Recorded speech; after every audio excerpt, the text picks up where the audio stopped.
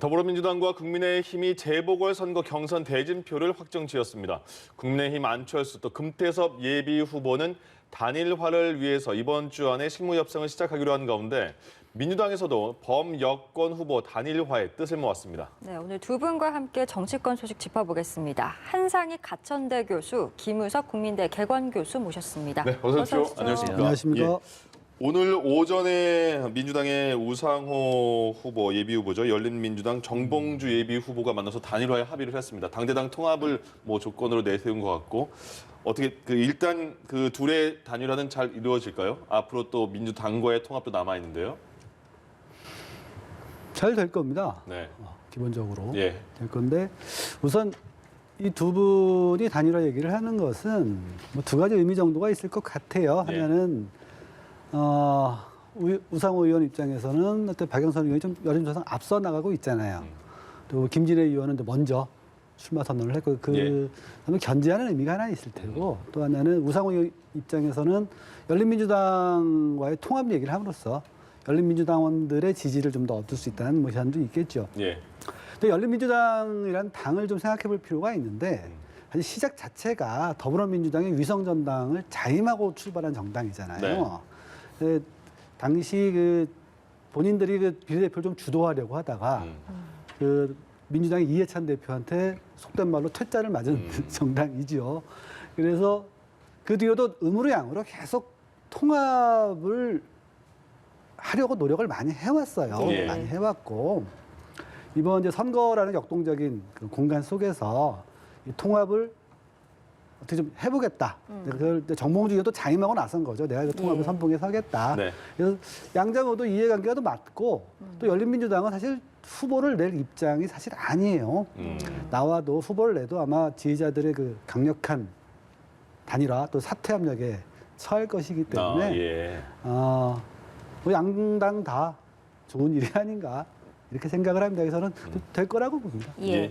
박영선 예비후보 같은 경우에도 단일화와 관련해서는 거부할 이유가 없다 이렇게 밝히기도 했는데 글쎄요 이게 단일화 논의를 넘어서 양당의 합당까지 진척이 될 것인지 그 범위는 좀 어떻게 예상하시는지도 궁금하네요. 제가 보기엔 박영선 후보가 굉장히 정도를 걷고 있다고 봐요. 지금 권한이 없는 사람들이 얘기하고 있잖아요. 아무리 흥행 요소가 없어가지고 고육지책으로 이렇게 낸다고 해도 국민들은 권한이 있으면 협상이 되지만 협의가 되지만 권한이 없으면 쇼가 되는 거거든요. 지금은 이거는 권한이 없는 사람들의 대화가 게다가 사인까지 하고 이거는 전형적으로 쇼로 보일 가능성이 굉장히 크기 때문에 이런 부분들에 대해서는 사실 그 선거 운동 방법이 다양하게 있긴 하지만 이런 식의 운동이 과연 바람직하냐라고 하는 부분들의 의구심이 들고 저는 개인적으로 이거는 약간 퇴행적인 거 아닌가 이런 생각도 들어요. 그래서 그럴 것 같으면은 당 지도부에 건의를 해가지고 당 지도부가 얘기를 하게 해야죠. 그래서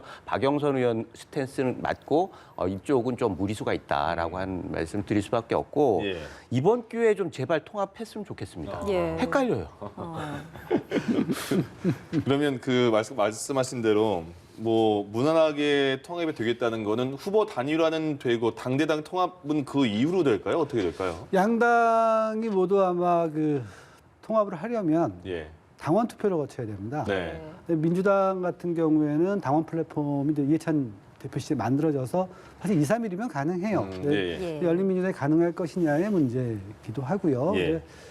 어쨌든 통합을 한다라는 합의만 이루어지면 별 문제는 아닌 것 같고 또 이미 이제 얘기가 나온 걸로 봐야 돼요. 의제를 던진 거거든요. 이번 선거공간에 통합을 해치웁시다라는 의제가 나온 거기 때문에 양당 지도부, 전 특별히 양당 지도부가 이것을 거부할 리는 없다고 봐요.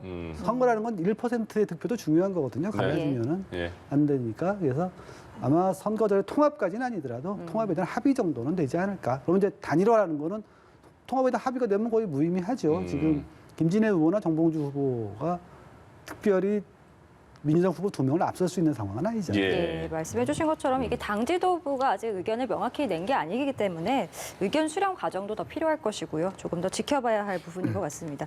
저희 야권 얘기도 좀 해봐야 될 것 같아요. 국민의힘 같은 경우는 지금 제3지대와 지금 이제 단일화가 좀 복병으로 남아있는 상황인데 김종인 위원장 같은 경우에는 일단은 국민의힘 후보로 단일화될 것이다 이렇게 좀 자신감을 표출하고 있거든요. 네. 상황 좀 어떻게 보고 계신지요?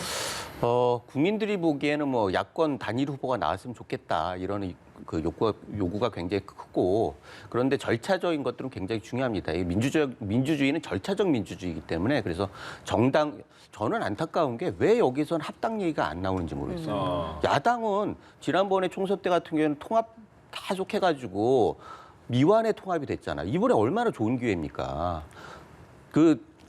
대통합을 해서 1대1 구도를 이게 후보만 1대1이 돼가지고 1대1 구도가 되는 게 아니거든요. 합당은 국민의 당과 국민의 힘입니까? 아니면 플러스 또 다른 당도 있는? 아니 그건 기본이고 예. 플러스 그렇게 하다 보면 다른 부분들도 합쳐지는 거죠. 예. 후보가 리더가 있으면은 이 리더들이 사실은 그런 논의를 적극적으로 해가지고 실질적인 시너지를 만들 수 있어야 하는데 이거는 후보 쟁탈전이 돼버렸어요.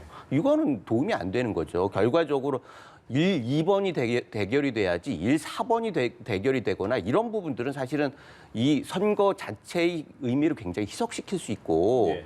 대선 때는 또 어떻게 할 거냐 말이죠. 이번에 이걸 마무리 치지 않고 그다음에 지도부에서 이걸 넘긴다라고 하면은 그 혼란상이 계속 이어지는 거거든요. 예. 그래서 저는 정말 그 야당에서 진짜 반성하고 새로운 출발을 하려고 하면은 그리고 제대로 된 정권 심판이라고 하는 야당에서 주장하는 그런 구도를 만들기 위해서라도 합당은 당연히 해야 하는 거고 투트랙으로 후보 단일화뿐만 아니라 그 과정에서 합당 논의는 지도부 간에 계속 이어져야 합니다. 그게 안 되니까 지금 안철수 후보 같은 경우에는 이쪽에서 트랙이 막 가고 있는데 그게 흥행 요소가 커지니까 나름대로 궁여지책으로 또 제3시대 이걸 얘기해요. 예. 그렇다고 하면 안철수 후보 같은 경우에는 자기가 대표잖아요, 본인이. 그러면 합당 논의를 통해서 존재감을 부각시키는 노력을 해야 하는데 그것도 안 되고 이래서 여러 가지 좀 결과적으로 잘 될 거라고 보지만 예. 과정에서 이런 난관들이 있겠다 안타까움이 있습니다. 지금 그러면 최종적으로 국민의힘 후보와 제3지대 안철수 금태섭 후보에 또 올라간 후보와 단일화는 성사까지는 무난하게 될 거라고 보시는 겁니까? 일단은 그렇게 봅니다. 예. 어떻게 보세요? 지금 이제 단일화 행위자로 보면은 이제 안철수 아주 마음 급한 안철수 대표와 아주 느긋한 김종인 대표 간에 이제 설전으로 되고 있잖아요. 예. 근데 우리가 한 명을 더 봐야 돼요. 후보가 정해지면 제3의 행위자가 나타납니다. 예. 국민의힘 후보자라는 분이요. 그러니까 지금 어떤 분이 될지 모르겠는데 나경원 후보가 될지 오세훈 후보가 될지 모르겠는데 네. 그분의 의견이 또 굉장히 중요해지거든요. 그리고 3자의 또 이야기가 또 달라질 수가 있어요. 예. 그런 부분들을 좀 넘어야 될 산이 좀 많다. 국민의힘하고 열린민주당은 좀 다르잖아요. 서로 관계들이. 그래서 넘어야 산이 좀 많은데 잘 됐으면 좋겠습니다. 보수 야권의 후보가 하나를 뭉쳐서 대결한다면 뭐 나쁜 일은 아니죠. 저는 그렇게 봅니다. 당대당 통합 말씀하셨는데 당대당 통합이 안 된다면 국민의힘 입장에서는 자당의 후보가 최종 후보가 되지 않는 거에 대한 그 위험 부담은 상당히 크지 않겠습니까? 그렇죠. 예. 그래서 지금 삿바 싸움을 하고 있는 거예요. 김종인 대표 그러니까 위원장하고 안철수 대표가 삿바 싸움을 하고 있는데 이게 대승적으로 가려고 하면은 사실 합당까지 가야 하는 게 정상인 네. 거고 예. 이게 후보 단일화를 해가지고 만약에 안철수 후보가 4번으로 나온다 그러면은 국민의힘이 뭡니까? 그래서 이런 것들을 방지하기 위해서라도 그리고 이 모임 자체가 화학적 결합이 될 수 있게 하기 위해서라도 당연히 합당 논의가 같이 이루어져야 하는데 지금 안 되고 있어가지고 안타깝다는 말씀입니다. 네, 알겠습니다. 저희 주제를 조금 넘겨서 그 기본소득 관련해서 좀 이야기를 해보려고 합니다.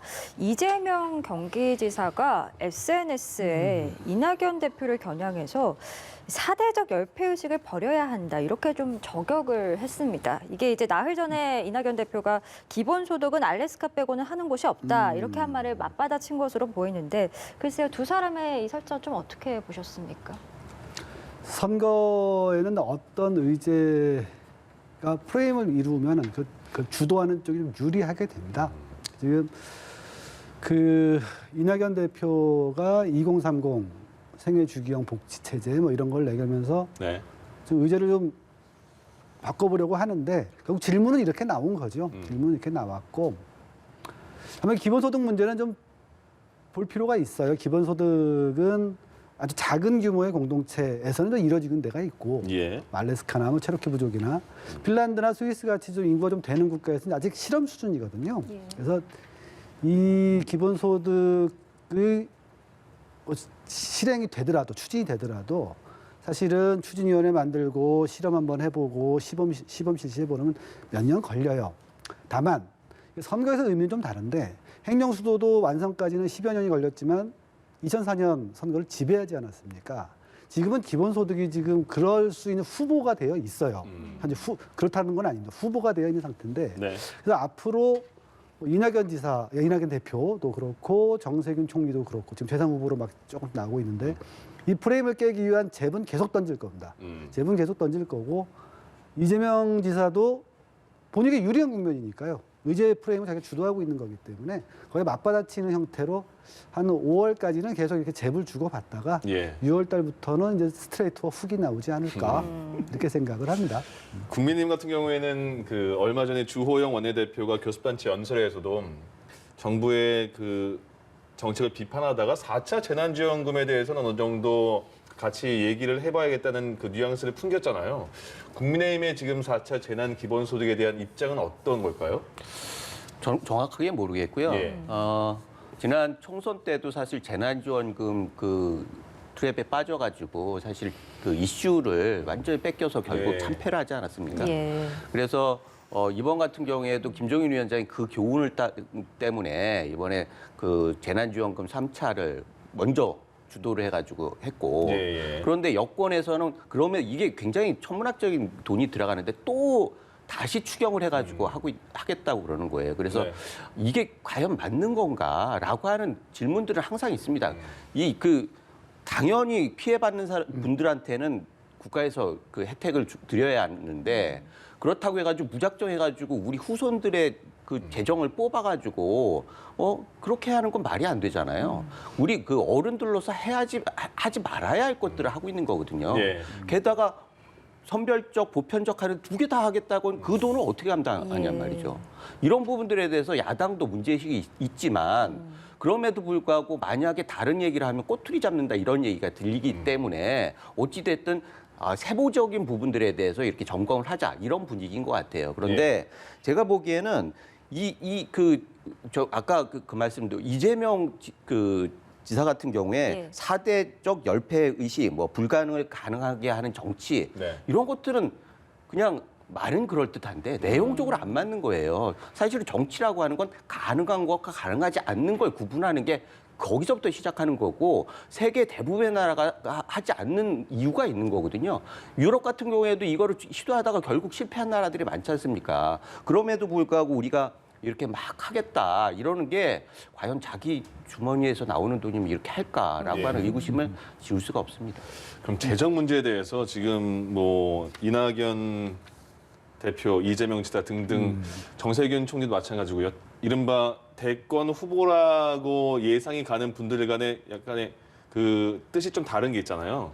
이런 지금 싸움은 왜 일어날까요? 지금 시기에. 우선 뭐 하나 정정하자면 네. 저는 뭐 기본소득을 하다가 실패한 나라는 없어요. 아직 실험 수준이니까요. 네, 네. 뭐 그래서 이재명 지사 같은 경우 우리가 맨 먼저 하면 안 되냐, 시도해 보면 안 되냐라는 얘기 하는 거고 그 재난지원금과 재정 문제를 좀 따져 보면 재난지원금은 두 가지 종류로 나눌 수가 있습니다. 하나는 손실을 보상하는 예. 선별적 지원이라고 하죠. 손실이나 어려움을 보상하는 것이 있고 두 번째는 그 경기를 좀 활성화시키는 의미가 있어요. 그래서 전자는 주로 선별적 지원 또는 손실보상제로 얘기가 되고 예. 후자는 보편적 지원에 얘기가 되죠. 아마 3, 4월에 4차 유행이 안 온다고 한다면 경기 활성화를 위한 보편 지원의 필요성이 있을 수도 있습니다. 그 두 가지를 다 지금 고민해 가면서 가는 것이 4차 재난지원금이 된 것 같고요. 예. 이 재정 문제는 재정에 대한 정도란 문제는 없어요. 지금 미국이 바이든 행정부가 2,000조 원을 투입하겠다는 거 아니겠습니까? 근데 미국이 우리보다 경제력으로 한 16배쯤 돼요. 16배쯤 되니까 우리는 산술적으로 한 150조 정도 투입할 수 있는 거죠. 그리고 뭐 그 재정 부채 규모가 우리 OECD 제일 낮다라는 건 뭐 많이 나온 얘기니까 뭐 제쳐두고라도 지금 일본 같은 경우에는 뭐 부채비 제일 높은 나라임에도 불구하고 일본은행이 국채의 무제한 매입을 선언을 했습니다.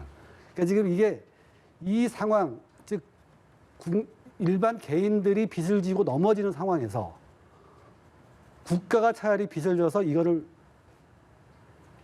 그 버팀목을 한다면 이게 낫지 않느냐. 그리고 사실 이자율이 되게 낮아져가지고 작년 같은 경우에 이자액이 줄었어요. 8조 원 정도 줄었습니다. 이제 8조 7천억에서 줄었습니다. 이자율이 낮아지니까. 좀 더 여력이 있는 것 아니냐라는 이제 얘기들이 나오는 거고. 다만 이제 이 재정들을 어디에 투입할 것인가 라는 논쟁들이 이제 세 분한테 있는 거예요. 정세균 총리 같은 경우에는 손실보상에 좀 집중을 하고 계시고 그리고 이낙연 대표 같은 경우에는 양쪽을 좀 어떻게 섞으려고 생각을 하고 있고 이재명 지사 같은 경우는 손실보상은 물론 해야 되겠지만 경기 활성화 효과를 내는 것이 더 중요하다는 입장이어서 서로 이제 그 재정을 어떻게 투입할 것인가. 사실은 4차 재난지원금 한다고 하면은 많아야 한 20조에서 30조 엄청 큰 돈이죠. 하지만 우리나라 전체 예산의 한 1%가 채 안 돼, 아니 5%가 채 안 되는 돈이긴 해요. 그 논쟁은 계속 있을 것 같아요. 네, 그런 입장 차가 좀 갈라지는 것 같고요. 국민의힘 같은 경우에는 아직 그런 명확한 입장은 안 나온 것 같아요. 경기 활성화냐 현실 보상이냐 이렇게 안 나온 것 같은데 그러니까 돈을 투입할 때 이것을 어디에다 어떤 효과를 보고 투입을 할 것인가. 이 논쟁은 아마 앞으로 계속될 것 같습니다. 아니 이거 사실관계를 좀 확인해드리고 싶은데 사실 미국, 일본 비교하는 건 거기는 발권 국가고 우리나라 빚은 국가의 빚이 아니라 우리 국민들의 빚이에요. 미국, 일본 같은 경우는 국가 빚을 대부분 그 일본 국민들이 가지고 있는데 우리는 외부 채권 외국에서 사는 거거든요. 그러니까 그건 고스란히 빚이고. 그거를 우리 애들이 갚아야 한다니까요. 이거를 그냥 비켜나가면 안 됩니다. 그런데 그 안에서 얼마나 할 건가를 논의해야지 그 선을 무너뜨려가지고 할 건가 이거는 애들한테 죄 짓는 일이에요. 또 하나. 그 기본소득 포기한 나라가 없다라고 그러시는데 핀란드 있잖아요. 핀란드고요. 하여튼 북구 어느 나라에서 기본소득 도입하겠다고 국민투표를 했어요. 부결됐잖아요. 다른 나라에서 다 보고 있는 거예요. 게다가 이 기본소득 같은 경우에는 실리콘밸리에서 또 나왔어요. 왜냐? 그 어찌됐든 실리콘밸리 부자들이 이걸 좀 세금을 내든지 기금을 내 가지고 국민들이 그 구매력을 좀 높여야 한다라고 하는 취지에서 나왔는데 이런 부분들을 논의 안 하고 무작정 얘기하는 거는 사실은 굉장히 너무 정치적인 선동이란 느낌이 굉장히 강하고 게다가 지금 선거 때 아닙니까? 선거 끝나고 난 다음에 하면 굉장히 건설적인 얘기가 될 수 있어요. 선거 때 투표를 매표의 의구심이 있는데도 불구하고 이렇게 하는 거는 국가 지도자들로서 합당한 그런 태도는 아니라고 생각이 됩니다. 알겠습니다. 저희 그리고 이 얘기도 좀 해봐야 돼서요. 그 김명수 대법원장의 거짓 해명 논란으로 지금 여야가 계속해서 설전을 벌이고 있는데 국민의힘 같은 경우에는 김명수 대법원장이 사퇴를 해야 된다라고 지금 주장하고 있고 민주당 같은 경우에는 오히려 그 녹취를 한 것이 꼼수였다 이렇게 좀 비판하고 있거든요. 어떻게 보시는지요? 그 녹취 문제는 이제 지엽적인 문제예요. 사실은 저는 대법원장 만나러 가면서 녹취를 하는 사람이 고법 부장 판사였다는 사실이 더 부끄럽긴 한데 이 탄핵 문제는 좀 봐야 돼요. 탄핵은 입법부가 헌법이나 법률을 위반한 행정부나 사법부의 고위공직자를 견제하기 위한 수단입니다.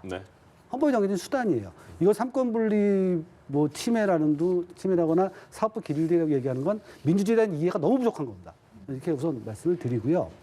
두 번째 그 판사분 우리가 사법부의 독립을 헌법에서 얘기를 할 때는 그건 재판의 독립을 얘기를 하는 거고 사법 행정의 독립은 아니에요. 근데 이분이 지금 저지른 짓이 뭐냐면 세월호 관련 사건의 재판에 재판부한테 지금 압력을 넣고 판결문을 바꿨다는 거 아니에요. 이건 헌법을 바로 위반한 거예요. 근데 문제는 이거가 워낙 기가 막힌 행동이라 처벌할 법적 조항이 없어요.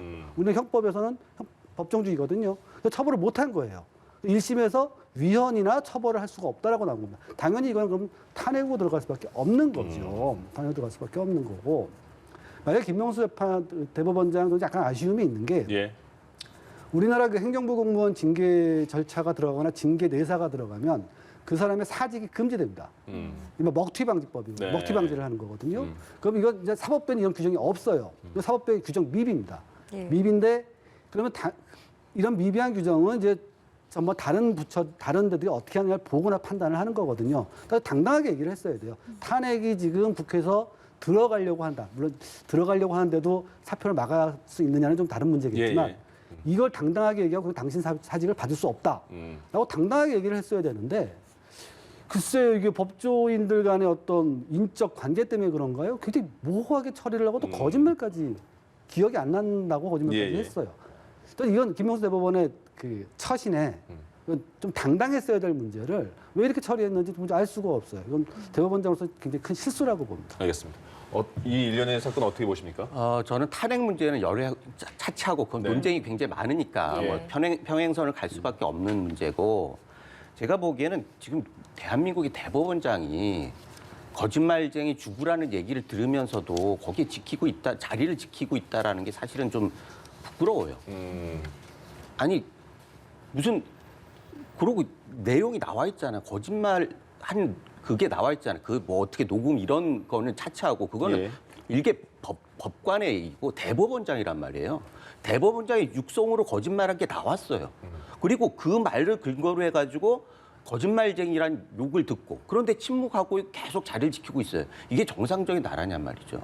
그래서 이 부분은 사실 뭐 의견의 문제가 아니라 사실은 명예를 지키고 마지막에 국격을 지키기 위해서라도 대법원장이 결단을 내리시는 게 저는 정답이라고 봅니다. 물러나야 된다 이런 말씀이시잖아요. 물러나야 되는 거에 대해 스스로 물러나야 된다 어떻게 받아들이십니까? 이런 거 갖고 물러나면 나만 할 공직자가 몇 명이나 되겠습니까라는 생각이 예. 들어요. 김명수 대법원장이 기본적으로 그 당당하지 못했던 자세는 문제가 있다라고 보고요. 네. 그리고 사실 이것을 도저히 대법원장으로 용납할 수가 없다라고 하면은 아까도 얘기했지만 이것이 헌법이나 법률 위반 사항인지 잘 모르겠어요. 예. 위반 사항인지 잘 모르겠는데 예. 뭐 탄핵 얘기는 좀 요새 안 나오죠. 탄핵 얘기는 좀 안 나오긴 해요. 왜냐하면 국민의 입장에서도 국회 관련해서 이 탄핵권을 법률이나 헌법 위반이 알겠습니다. 아니다 쓰는 게 좀 어렵죠. 예. 그래서 안 나오긴 하는데 어쨌든 야당은 원래도 무책임하게 정치 공세해도 됩니다. 예. 지금 여당도 야당 때 그랬어요. 여기까지만. 정치 공세 정도로 저는 생각을 하고요. 들어가겠습니다. 예. 두 분과는 여기서 인사드릴게요. 두 분 고맙습니다. 예. 맞습니다. 감사합니다.